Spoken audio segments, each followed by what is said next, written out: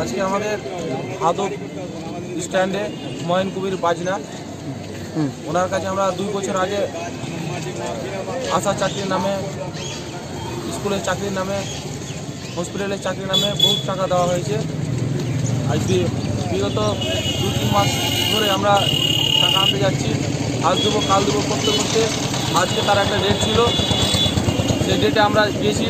আর বাড়ির সামনে গিয়ে আমরা টাকা চেতে গেছি, আমাদেরকে ধারালো অস্ত্র দিয়ে আঘাত করে হাত দিয়ে আড়াতে গিয়ে হাতে জখম হয়েছে। তারপরে আমরা ওখান থেকে চিৎকার চেঁচামেচি করতে গিয়ে এলাকার মানুষ ছুটে আসে।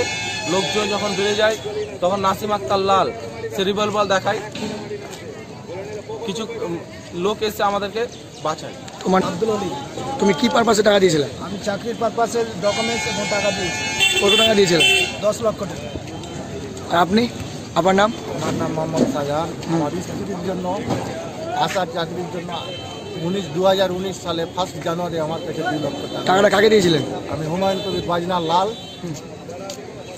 টাকাটা আমার কাছ থেকে নিয়েছিল 10 দিনের চাকরি দেওয়ার জন্য। অনেকবার গেছি, তাতে আমাকে অনেক রকম হুমকিও দেখাচ্ছে, টাকা পারলে নেই, এখন পর্যন্ত টাকা দেয়।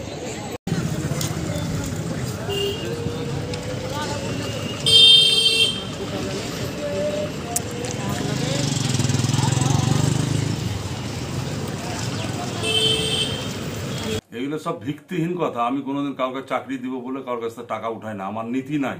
আমি মানুষের সঙ্গে থাকি, মানুষের কাজ করি। আমাদের কিছু তৃণমূলের দুষ্কৃতী জোটের লোকদেরকে নিয়ে আমাকে এখানে নরমাল করার জন্য তারা বিভিন্ন রকম ভাবে আমাকে হেনস্থা করার চেষ্টা করছে এবং আমাকে 7-8 দিন থেকে অনেক জায়গায় ঘেরার চেষ্টা করে, মারার চেষ্টা করে।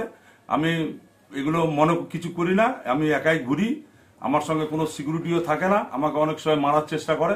আমি সমাজের মানুষ, প্রত্যেকটা এলাকায় ঘুরি, প্রত্যেকটা এলাকার সঙ্গে থাকি। আজকে সকালবেলা আমি বিছানা থেকে উঠে এক জায়গায় উদ্বোধন ছিল, সেই উদ্বোধনের রাস্তা উদ্বোধন ছিল, আমি যাচ্ছিলাম, আমাকে ঘিরে সব উত্তেজনা করে, জোটের লোককে নিয়ে আমাকে মারার ধমকি দেখায়। যেসব দালাল কমপ্লেন করেছে তাদের যদি বাপের ক্ষমতা থাকে আমাকে বলুক যে আমি রাজনীতি করি এবং কারোর কাছ থেকে টাকা নিয়েছি। যদি প্রমাণ করতে পারে তাহলে আমি সঙ্গে সঙ্গে রাজনীতি ছেড়ে দেবো, আমি জেলা পরিষদ থেকে ইস্তফা দেবো, যদি কেউ প্রমাণ করে দিতে পারে। আমি ওগুলো কাজ করি না, এটা আমার এলাকায় সুনাম আছে ভালো।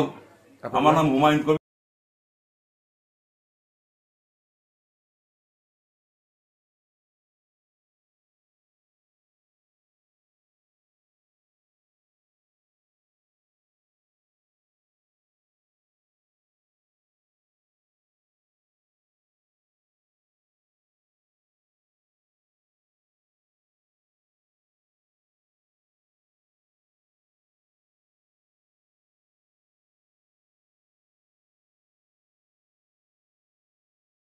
আমি মালদা জেলা পরিষদের সদস্য।